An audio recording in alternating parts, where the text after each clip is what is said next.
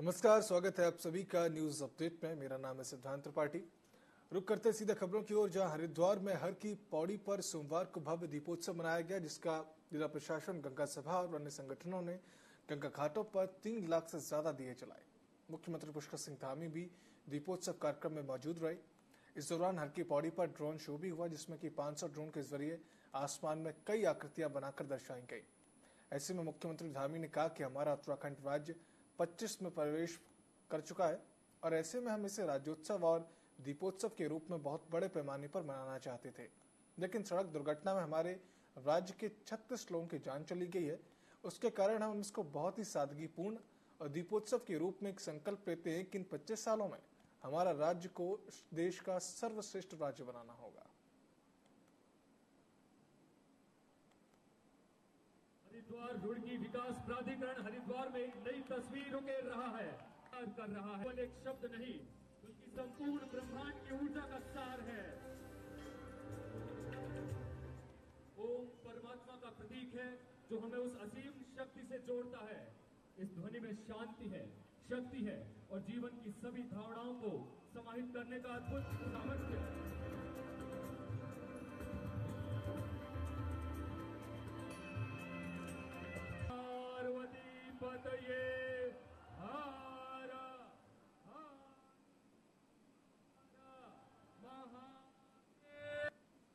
दीपोत्सव के रूप में एक संकल्प लेते हैं कि इन 25 सालों में हमारा राज्य हिंदुस्तान का श्रेष्ठ राज्य बनेगा।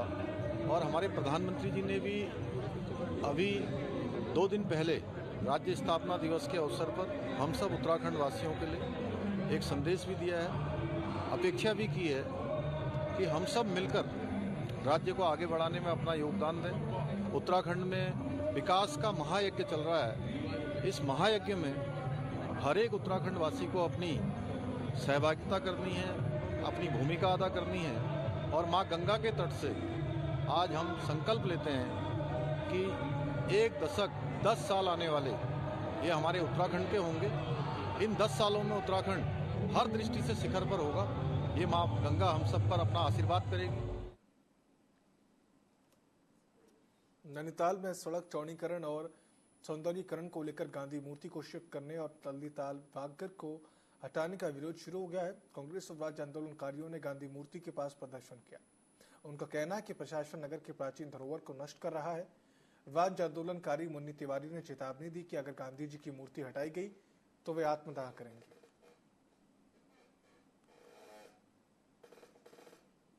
अनूप शाही, शेखर पाठक, ये लोग मतलब मिल चुके हैं। उनके कानों में जू नहीं रेंग रही है। वो समझ रहे हैं कि हमारी मनमानी चलती रहेगी। क्या है ये तोड़ फोड़, ये वो, इसके अलावा और भी इनका कोई काम है? ये कारण कहाँ से हो रहा है? ये तो सारा घेर दिया गया है, पूरा डांट घेर दिया गया है। परसों हमारे सामने एक ट्रक आया, यहाँ से आगे बढ़ा तो वहाँ से मुड़ ही नहीं पाया। हो कैसे मुड़ता? फिर उसे सीधे फांसी गधेरे को जाना पड़ा, तब वहाँ से मोड़ गया, तब वो मल्लीताल को गया। ऐसी जो धरोहर चीजें हैं हमारे डाकखाने को भी हटाएंगे कह रहे। अरे तुम कर क्यों रहे हो? ऐसा क्या हो गया है? कोई अच्छा काम करो ना। मतलब ये सौंदर्यीकरण, ये सौंदर्यीकरण हो रहा है या विनाश का हो रहा है? ये चंपावत के तल्ला बापरू की गरीब विधवा महिला अपने 3 बच्चों के साथ टूटी छत के नीचे रहने को मजबूर थी। मदद के लिए अधिकारियों से गुहार लगाने के बावजूद कोई उसे मदद नहीं मिली। तब बाराकोट ब्लॉक के युवा मोर्चा नेता उमेश बिष्ट ने इस मामले को एसडीएम के संज्ञान में लाया। एसडीएम ने तुरंत कार्रवाई करते हुए अधिकारियों को भवन निर्माण के निर्देश दिए। आपको बता दें कि गरीब महिला की समस्या का समाधान हो चुका है। वही महिला और ग्रामीणों ने एसडीएम को धन्यवाद दिया है।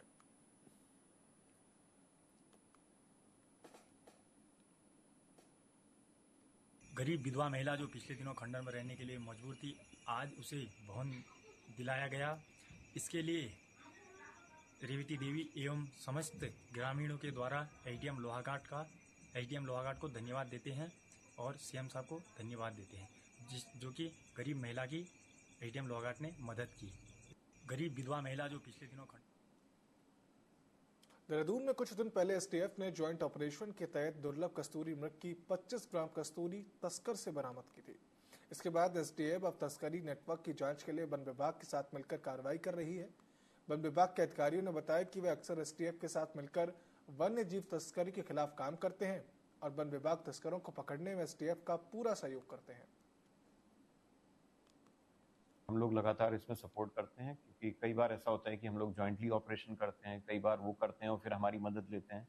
तो ये सभी इन्फोर्समेंट एजेंसीज का दायित्व बनता है कि इस तरह की कोई भी घटना हो तो उसमें सब लोग कोशिश करके इन चीज़ों को कंट्रोल करें, एलिमिनेट करें। तो उसी के क्रम में और इस तरह की घटनाएं हैं तो ये एक मुद्दा है जिसमें हमें थोड़ा डीप इंक्वायरी करने की ज़रूरत है, कि क्योंकि कई बार ये होता है कि जो मिडिल मैन है वो पकड़ में आते हैं, तो उससे ये पता चले कि कौन लोग और जुड़े हुए हैं, किन के तार जुड़े हुए हैं, ताकि हम थोड़ा इन चीज़ों को गहराई से जाके और जड़ से ख़त्म करने की हम लोग कार्रवाई कर सकें। हम लोग लगातार डोईवाला के बल्लावाला मरकम क्षेत्र में पूर्व सैनिक केंद्र संगठन की ओर से राही नेत्रधाम देहरादून के सहयोग से निःशुल्क नेत्र जांच शिविर का आयोजन किया गया। शिविर में 150 लोगों ने अपनी आंखों की जांच कराकर दवाई ली, साथ ही जिन्हें आवश्यकता थी उनके चश्मे भी बनवाए गए। शिविर में नेत्र विशेषज्ञ डॉक्टर चिंतन देसाई ने कहा कि नेत्र हमारे शरीर का महत्वपूर्ण अंग है, इसलिए हमें इनकी देखभाल में किसी भी प्रकार की लापरवाही नहीं बरतनी चाहिए।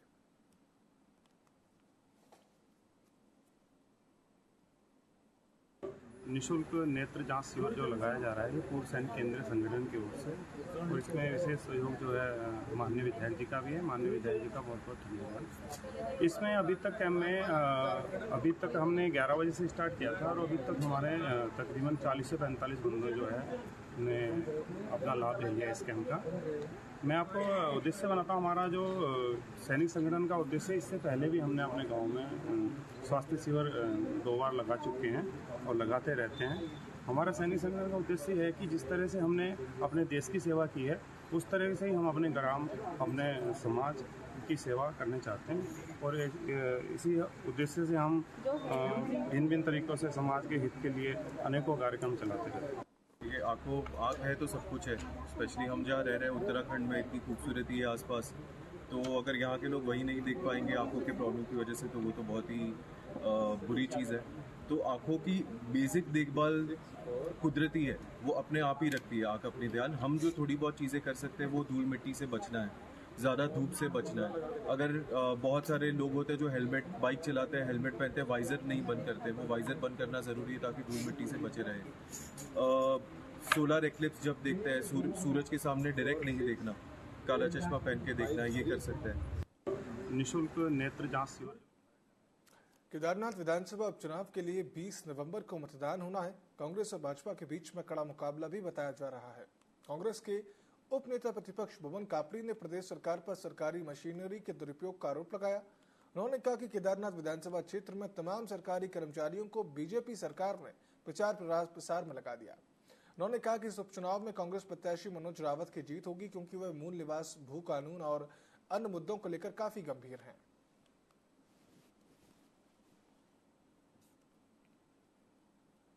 क्योंकि इस चुनाव से कोई सरकार बननी या बिगड़नी नहीं है, लेकिन एक संदेश की बात है।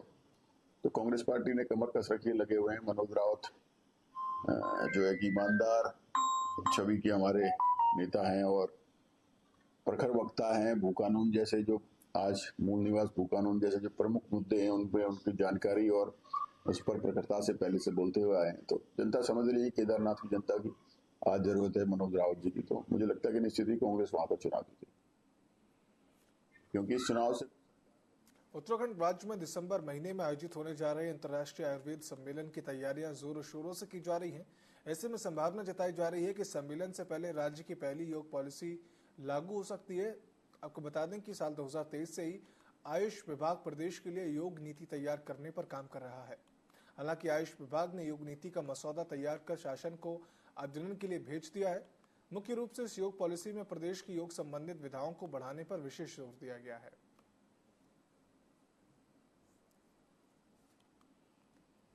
योग और आयुर्वेद को बढ़ावा देने के लिए उसके जो भी संस्थान कार्य करते हैं उसमें एक रूपता लाने के लिए और क्वालिटी संस्थानों के माध्यम से योग आधारित जो भी प्रशिक्षण है और जो अभ्यास है उसको और सुदृढ़ बनाने के लिए राज्य में योग नीति के ऊपर कार्य किया जा रहा है। अभी ड्राफ्ट के जो बिंदु होते हैं उन पर चर्चा की जा रही है और मैकेंजी संस्था के साथ भी इस संबंध में उनकी मदद सहयोग लिया जा रहा है।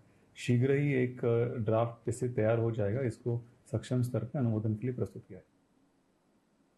योग और आयुर्वेद को बढ़ावा देने के लिए पूर्व विधायक और बीजेपी प्रदेश उपाध्यक्ष कैलाश शर्मा ने प्रेस वार्ता आयोजित की। उन्होंने कहा कि अल्मोड़ा विधानसभा क्षेत्र की समस्याओं के निस्तारण के लिए वे लगातार प्रयासरत है। मुख्यमंत्री और शासन के संज्ञान में लाकर योजनाओं को धरातल पर उतारने की दिशा में काम किया जा रहा है। कैलाश शर्मा ने कहा कि सरयू सेराघाट अल्मोड़ा पंपिंग योजना के लिए वे लंबे समय से प्रयासरत थे।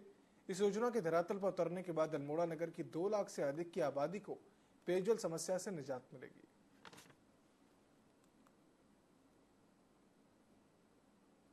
गत सितंबर महीने में माननीय मुख्यमंत्री जी के जन्मदिन के अवसर पर मैं माननीय मुख्यमंत्री जी के पास गया था बधाई देने के लिए, और मैंने तब उनसे अनुरोध किया था पत्र के माध्यम से कि ये बहुत ही बड़ी ये योजना हमारे लिए है और ये जनहित में बहुत आवश्यक इस योजना को बनना है। इसके लिए अनुरोध किया था। माननीय मुख्यमंत्री जी ने मुझे आश्वस्त किया कि अतिशीघ्र इसको हम स्वीकृत करवाएंगे। अभी राज्य स्थापना दिवस के दिन 9 तारीख को माननीय मुख्यमंत्री जी ने इसकी स्वीकृति की घोषणा करी है और इसका प्रशासनिक एवं वित्तीय स्वीकृति का शीघ्र शासनादेश जारी करने के लिए सचिव लोक पेयजल को इसका आदेश भी दिया है। गत सितंबर उत्तरकाशी से राजदीप परमार ने भाजपा का अब दामन थाम लिया है। उनके साथ सैकड़ों कार्यकर्ताओं ने भी भारतीय जनता पार्टी का सदस्यता ज्वाइन की। भाजपा प्रदेश मुख्यालय में भाजपा प्रदेश अध्यक्ष महेंद्र भट्ट ने राजदीप परमार को भाजपा की सदस्यता दिलाई। भाजपा प्रदेश अध्यक्ष महेंद्र भट्ट का कहना है कि उत्तराखंड में भाजपा सबसे बड़ी पार्टी है। इसी कड़ी में और भी नेता पार्टी में शामिल हो रहे हैं जो कि पार्टी को मजबूत करेंगे। भारतीय जनता पार्टी के सदस्यता अभियान प्रतिदिन चलने वाला क्रम है। सदस्यता प्रतिदिन चलने वाला क्रम है। अभियान सीमित समय के लिए होता है। तो प्राथमिक सदस्यता अभियान का प्रथम चरण समाप्त के बाद अब हमारा सकल सदस्यता अभियान का चरण आजकल चल रहा है और अब धीरे धीरे संगठन पर्व की ओर हम बढ़ रहे हैं।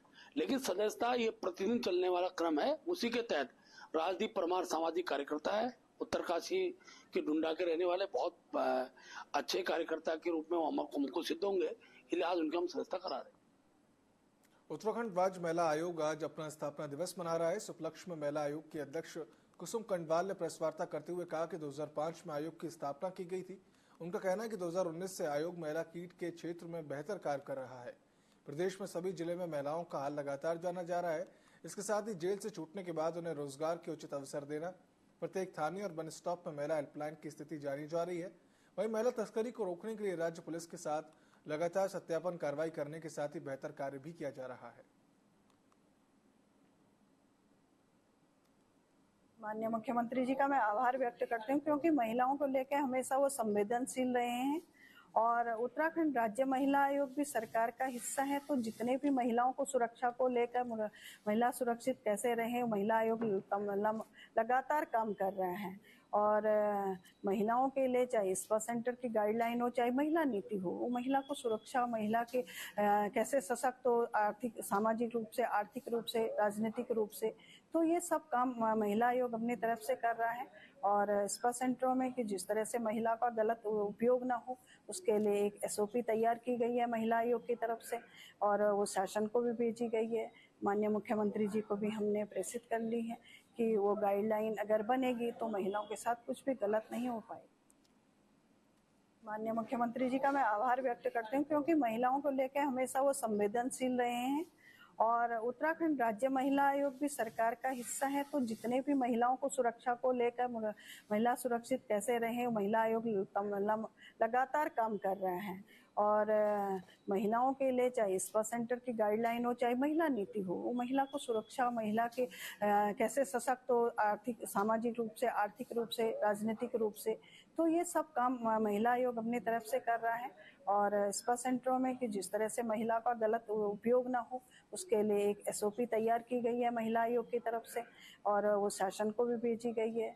माननीय मुख्यमंत्री जी को भी हमने प्रेषित कर ली है कि वो गाइडलाइन अगर बनेगी तो महिलाओं के साथ कुछ भी गलत नहीं हो पाएगा। माननीय मुख्यमंत्री जी का मैं आभार व्यक्त करती हूँ, क्योंकि महिलाओं को लेकर हमेशा वो संवेदनशील रहे हैं और उत्तराखंड राज्य महिला आयोग भी सरकार का हिस्सा है। तो जितने भी महिलाओं को सुरक्षा को लेकर महिला सुरक्षित कैसे रहे, महिला आयोग लगातार काम कर रहे हैं। और महिलाओं के लिए चाहे स्पा सेंटर की गाइडलाइन हो, चाहे महिला नीति हो, वो महिला को सुरक्षा, महिला के कैसे सशक्त हो, आर्थिक, सामाजिक रूप से, आर्थिक रूप से, राजनीतिक रूप से, तो ये सब काम महिला आयोग अपनी तरफ से कर रहा है। और स्पा सेंटरों में कि जिस तरह से महिला का गलत उपयोग ना हो, उसके लिए एक SOP तैयार की गई है महिला आयोग की तरफ से, और वो शासन को भी भेजी गई है। माननीय मुख्यमंत्री जी को भी हमने प्रेषित कर ली है कि वो गाइडलाइन अगर बनेगी तो महिलाओं के साथ कुछ भी गलत नहीं हो पाएगा। उत्तराखंड सरकार महिला सशक्तिकरण के उद्देश्य से बहुत जल्दी महिला नीति लाने जा रही है। मुख्यमंत्री पुष्कर सिंह धामी ने राज्य स्थापना दिवस के अवसर पर इसकी घोषणा की। उत्तराखंड विधानसभा अध्यक्ष ऋतु खंडूरी ने भूषण ने सरकार के इन प्रयासों की सराहना भी की है। उन्होंने कहा कि मौजूदा समय में महिलाओं को आगे बढ़ाना बेहद जरूरी है। प्रधानमंत्री नरेंद्र मोदी 2047 तक देश को विकसित राष्ट्र बनाने की दिशा में काम कर रहे हैं और ऐसे में देश की आधी आबादी के करीब महिलाओं का आगे बढ़ाना भी जरूरी है। मौका दिया जाता है तो वो उस मौके का पूरा फायदा उठाती हैं और प्रयास करती हैं कि अच्छे से अच्छा कार्य हो। हर तरह से महिला को सशक्त करना ही पड़ेगा। 50% हम इस देश में कहते हैं कि महिलाएं हैं। तो अगर देश को विकसित होना है तो बैलेंस बना के विकसित होना पड़ेगा। अगर हम स्क्यूड बैलेंस हो कि एक पक्ष ऊपर उठ रहा है और एक नहीं उठ रहा है, तो आप 2047 में जो सपना देख रहे हैं आदरणीय प्रधानमंत्री, हम वो सपने पे कैसे पहुंचेंगे। इसलिए मुझे बहुत खुशी है अगर नीति आ रही है, और मैं बधाई भी दूंगी मुख्यमंत्री जी को कि उन्होंने इतना बढ़िया सोच रखी है। मौका दिया जाता है तो वो उस मौके का। हेरी के घंटाघर मंदिर गजा में गोल्यूजी संदेश यात्रा का भव्य स्वागत किया गया। धरोहर न्याय संस्था ने आयोजित इस यात्रा में भारी संख्या में श्रद्धालुओं ने गोल्यूजी महाराज से आशीर्वाद लिया और मंदिर में पूजा अर्चना की। नेता संयोजक विजय भट्ट और पूर्व कैबिनेट मंत्री लाकी राम जोशी ने बताया कि कुमाऊं मंडल से शुरू हुई इस यात्रा का जगह जगह स्वागत किया गया। गोल्यूजी देवता को न्याय का रक्षक और भैरव का अवतार माना जाता है।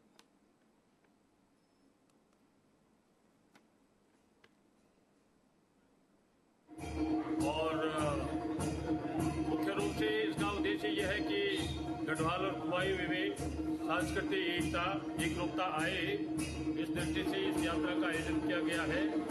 और इसके साथ ही ये भी उसमें उद्देश्य रखा गया है कि धीरे धीरे जिस प्रकार से समाज अपने जो इष्ट स्थान है, जो अपने देवस्थान है या जो अपनी परंपराएं हैं, संस्कृति है, उससे विमुख होते जा रहे हैं, उनको अपनी संस्कृति से जोड़ना के रूप में। उधम सिंह नगर जनपद की गिरधरपुर थाना पुलिस ने 1 किलो चरस के साथ ग्राम प्रधान के भाई को भी गिरफ्तार किया है। एसएसपी मणिकांत मिश्रा ने बताया कि जनपद पुलिस नशे के खिलाफ अभियान चला रही है। इसमें टीम ने भीमर खेड़ा के ग्राम प्रधान के भाई इकबार को 1 किलो चरस के साथ गिरफ्तार किया। इकबार पहाड़ी क्षेत्र से चरस लाकर पढ़ाई क्षेत्र में सप्लाई करने का काम किया करता था। पुलिस ने मुखबिर की सूचना पर कार्रवाई करते हुए इकरार को गिरफ्तार कर लिया। उसे कब्जे से अवैध चरस बरामद की गई है। बरामद चरस की कीमत अंतर्राष्ट्रीय बाजार में 1 लाख से अधिक बताई गई।